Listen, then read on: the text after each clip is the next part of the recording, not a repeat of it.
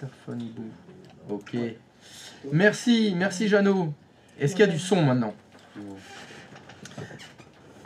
Heureusement que la commu est là. Hein. Heureusement qu'il y a la famille. Et on peut compter sur la famille. Parce que rien n'est plus important que la famille. Connerie, oui. Pour toi. On choisit ses amis, et on choisit ses amis, pas sa famille. La famille, tu l'as subie, c'est tout. Alors, bon bah je vais vérifier si moi j'entends quelque chose quand même.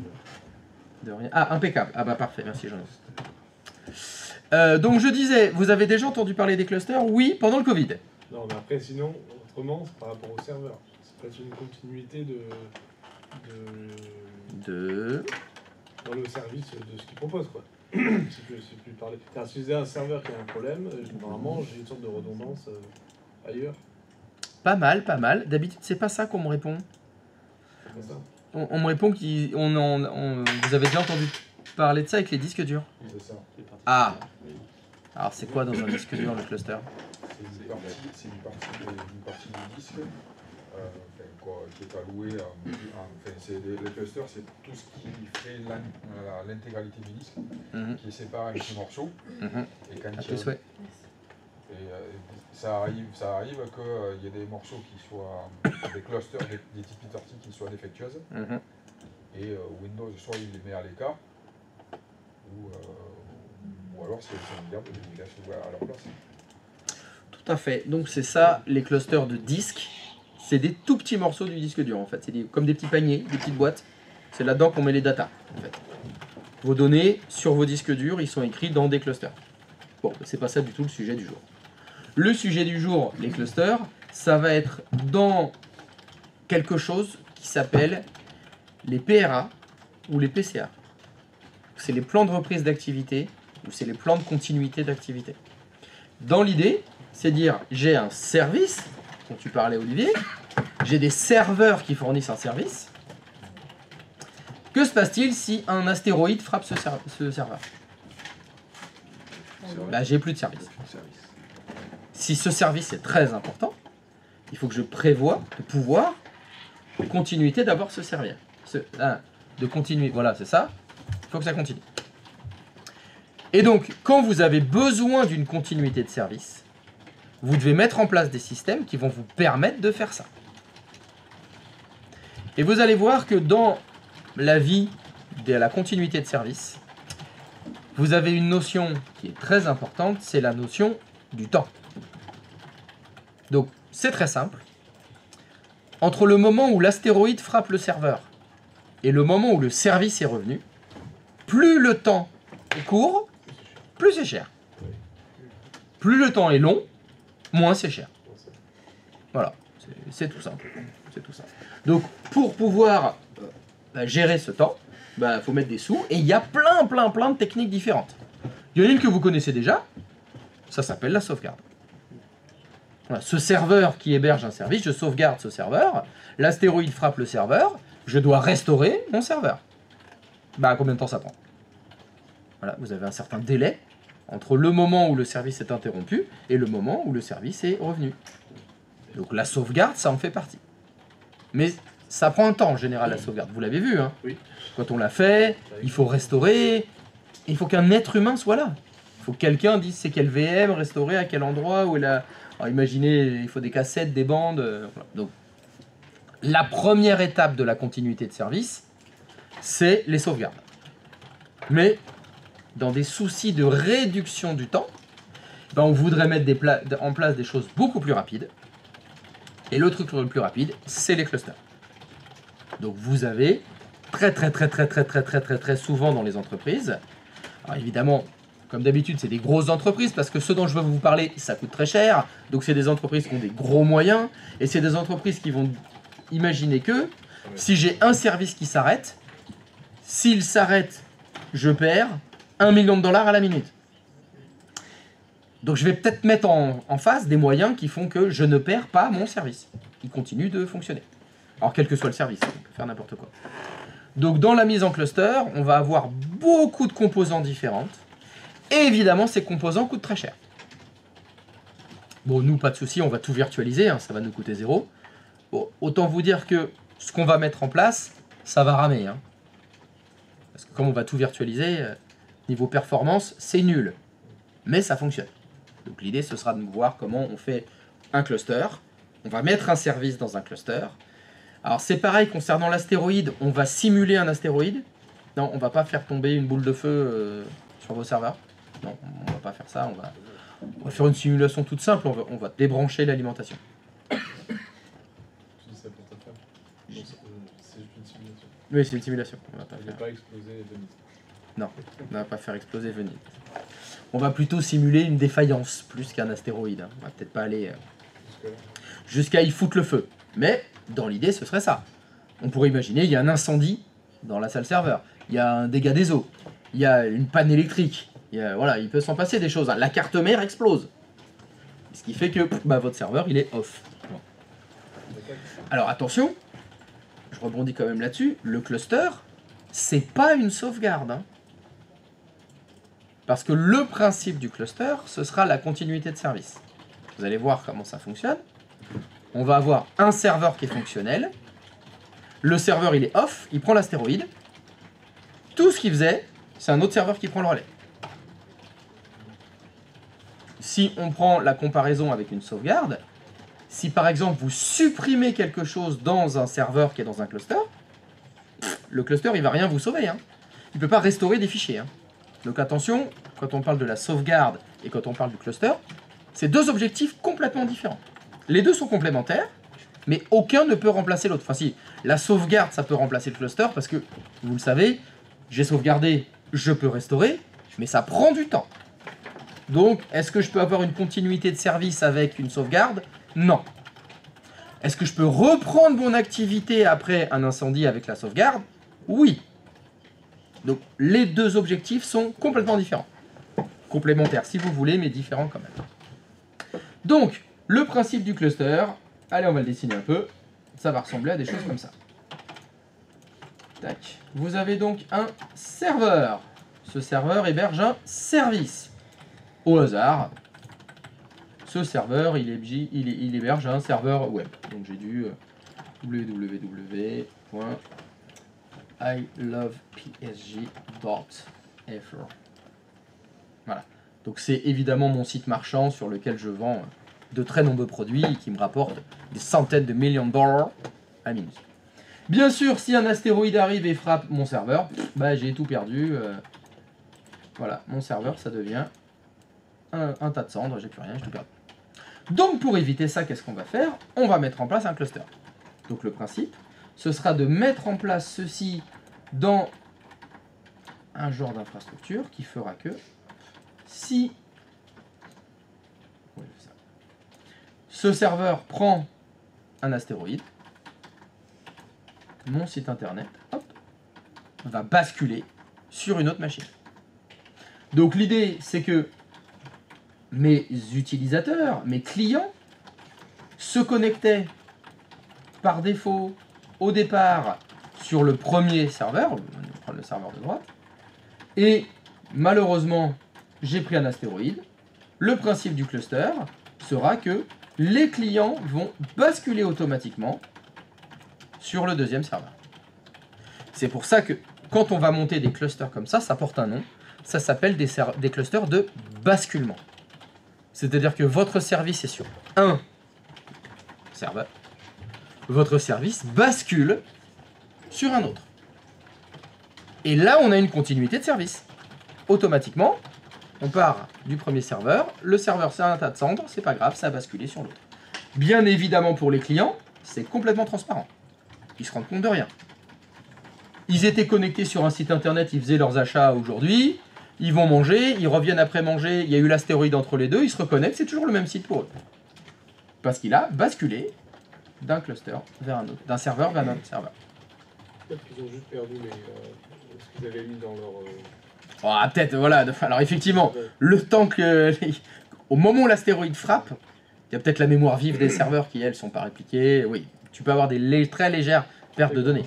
Quand tu achètes, là, tu mets Dans ton panier? dans ton panier, ça peut-être que le panier, il va être... Alors, en général, non, ça c'est conservé. Ah ouais. Parce que ce genre de choses, oui, mais c'est gardé dans des bases de données. Ah oui. Et les bases de données, elles se répliquent, donc là, il y a encore autre chose. Normalement, tu le gardes. Normalement, tu gardes. Vous voyez le principe? Donc, en anglais, pardon, ça s'appelle des failover clusters.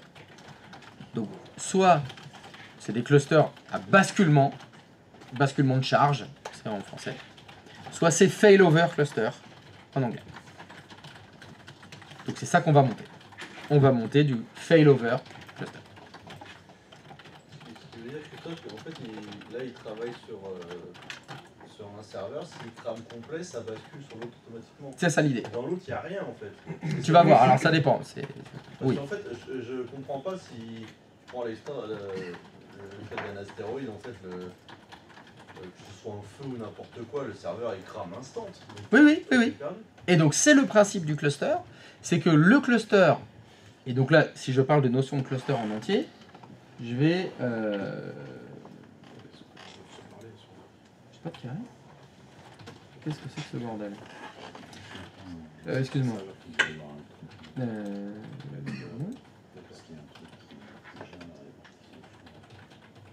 Pourquoi je l'ai pas? Je suis pas sûr que l'autre il doit être en train de dormir.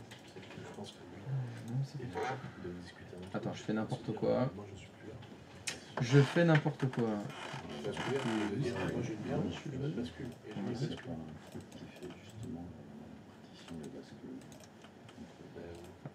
Donc quand on parle d'un cluster, c'est l'ensemble, le cluster. Voilà. Donc en fait, dans ton cluster, tu as les deux serveurs. Quand on crée un cluster, on va le faire avec les deux serveurs. Et le cluster, en temps réel, il surveille les deux.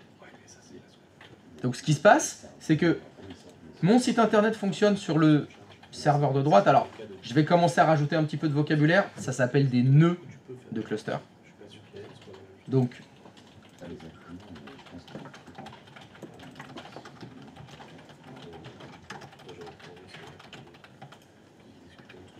j'ai le nœud 01 qui héberge mon site internet.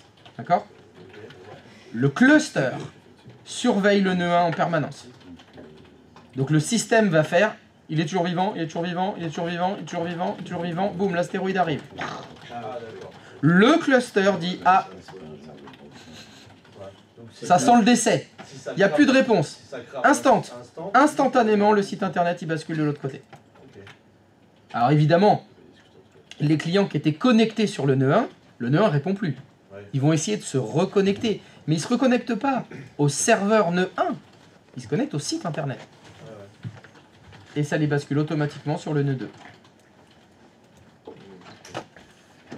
J'ai dit quelque chose Tête de nœud, il a pas été. Tête de nœud, bah il a pris pour lui. Il se vexe facilement, Manu, quand même. T'as vu ça? J'ai rien dit. Et puis il a même pas dit, ouais, t'as vu comment tu m'as parlé? C'est vraiment un connard, ce Manu. C'est une pleureuse, ah ouais, t'as vu, il va chialer là dans son coin là. Putain, j'avais dû mettre des claques.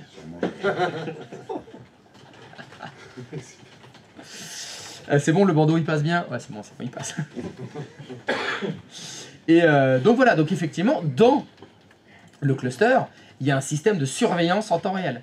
On surveille en permanence les ressources pour, au cas où ça ne réponde pas, peu importe la question, instantanément, boum, ça bascule.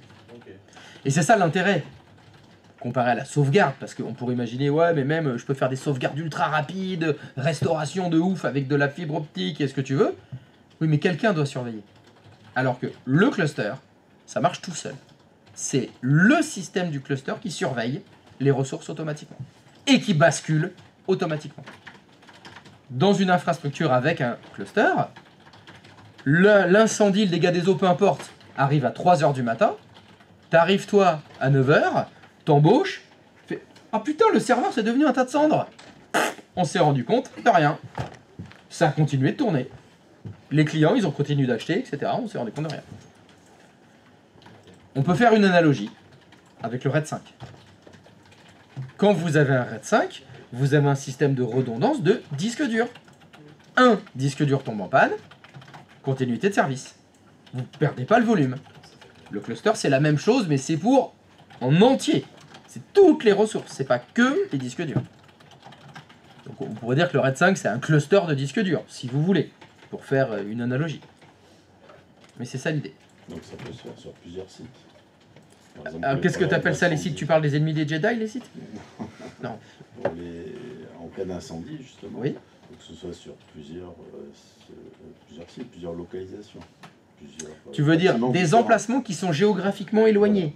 Oui, c'est plutôt judicieux, parce qu'en cas d'astéroïde, bon bah s'ils sont l'un à côté d'autre, tes deux nœuds clusters, je crois que les deux sont cramés. Mais je crois qu'il y a une société strasbourgeoise qui avait fait ça. Ils avaient mis les nœuds clusters à un étage et puis les autres au-dessus. OVH. Non, j'ai dit il me semble, je suis pas sûr. Mais l'incendie s'étant déclaré à l'étage du bas, ça a cramé celui du dessus, bon ça a cramé les deux nœuds. Puis il y avait les sauvegardes au-dessus, ça a cramé les sauvegardes. Soi-disant. Mais ça c'est une légende je crois. Ça peut se faire entre quelques serveurs au cas où il y en a un qui tombe en panne. Je sais pas, une alimentation qui tombe en panne. Là, Oui, pas ça peut être local. À ce peu moment-là, le importe la panne. cluster est local, il protège localement. Alors, on revient toujours à la notion que j'ai donnée tout à l'heure, c'est une question d'argent. Oui. Si entre mes deux nœuds de cluster, j'ai 20 cm, bah, au niveau du réseau, de l'alimentation, la clim, ils seront dans la même pièce. Facile. S'il y a une incendie dans la pièce, non, c'est pas bon, là, il y a un truc qui va pas. Si ça crame dans la pièce, alors si c'est l'alimentation du nœud de cluster qui crame, c'est pas grave. Si ça brûle en vrai, tu perds tes deux nœuds. Ce serait judicieux qu'ils soient dans deux salles serveurs séparées. Séparées de combien? 10 mètres? 100 mètres? 1 km? 10 km? C'est un peu plus cher. 100 km? 100 000 km? 200... Allez.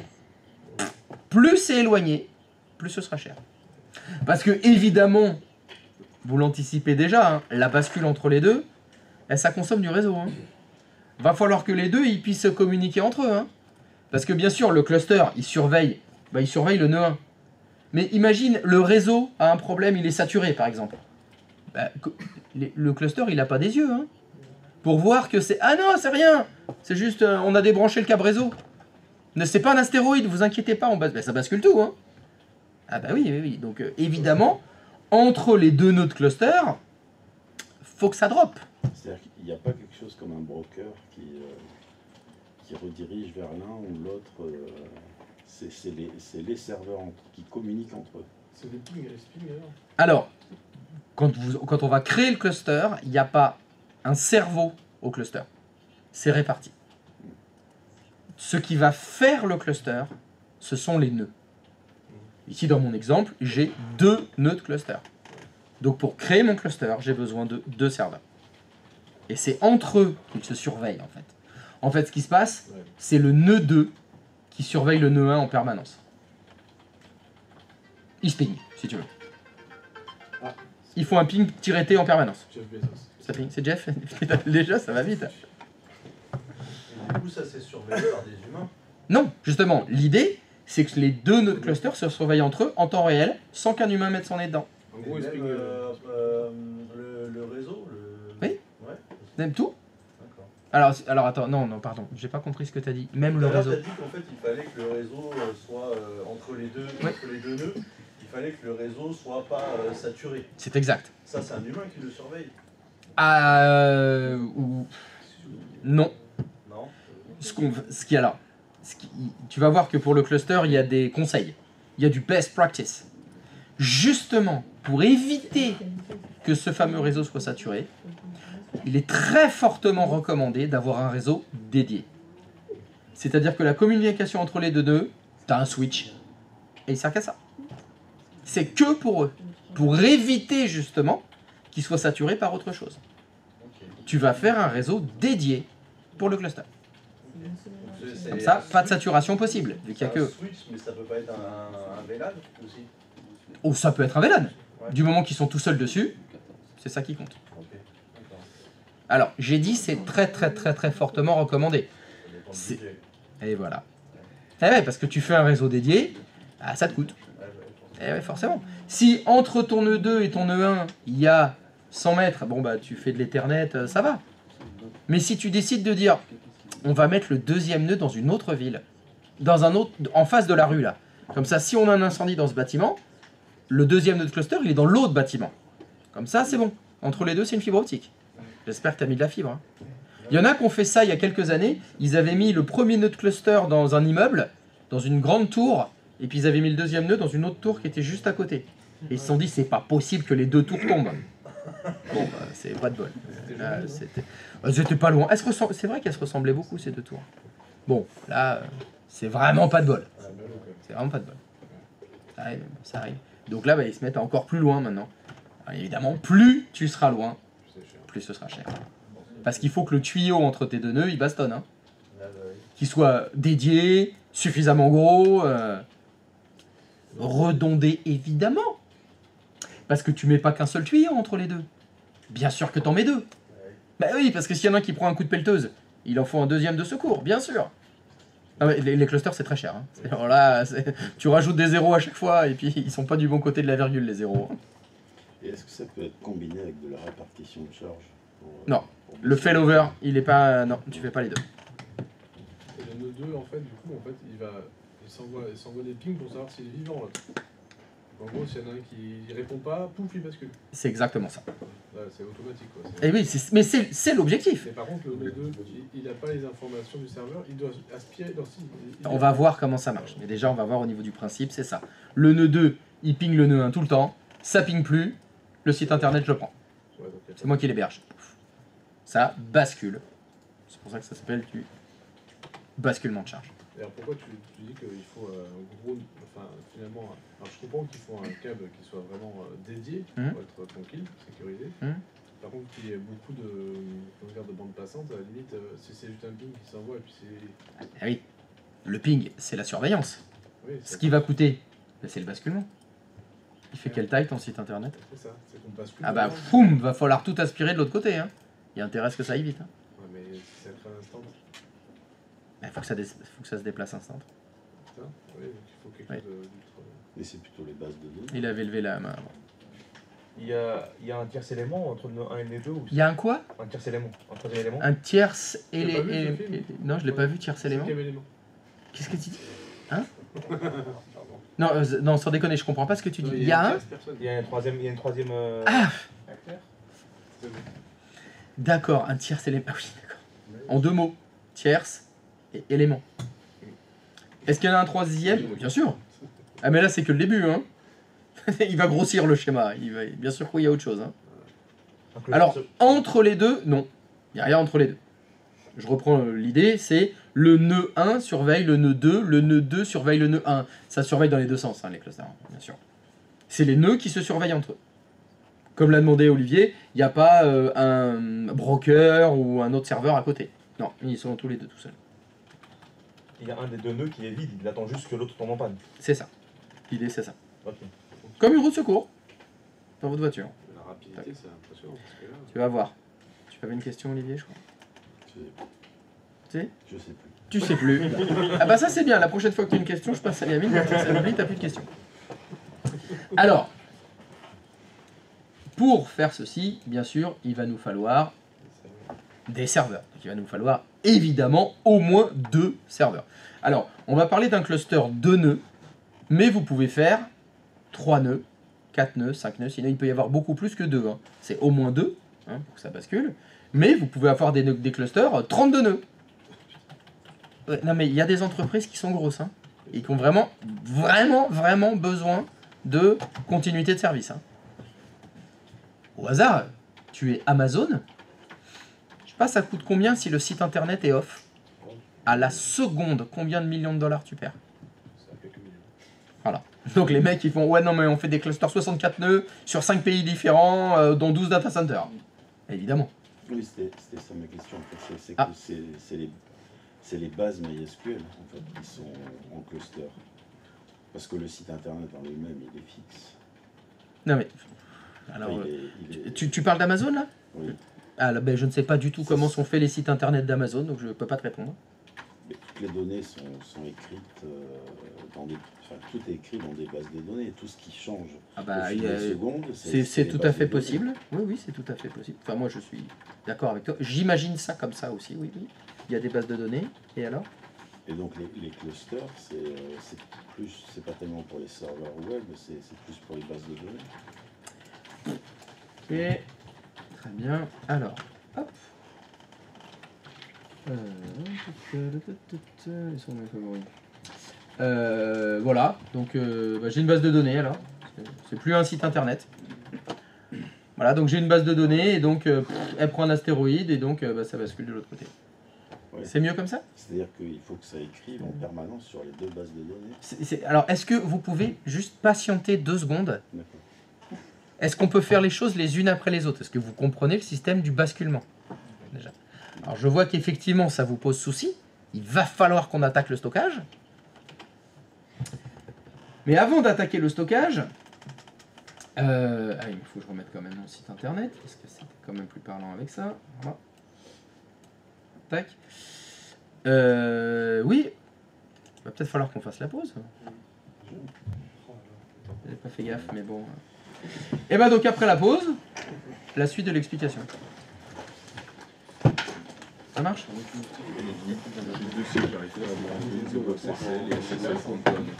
0 SSL? Mais 0 SSL et... Qu'est-ce que tu racontes là? Attends, j'ai rien compris. Mais on s'en fout. C'est des trucs gratos ça. T'as jamais mis ta carte bleue chez 0 SSL? Bah alors on a rien à cirer. Donc Microsoft 365, Azure et AWS. Bah c'est tout. C'est tout. Les autres, c'est comme. J'ai reçu un mail de SSL.com en me disant on veut faire un prélèvement de 14,95. Mais t'as jamais rentré ta carte bleue? J'ai jamais mis la carte bleue. Bah on s'en branle. Ok. 0 SSL. Vérifie que c'est pas un spam ça. Non, ça vient bien de leur. Bon, truc et allez, tout, pause. Mais,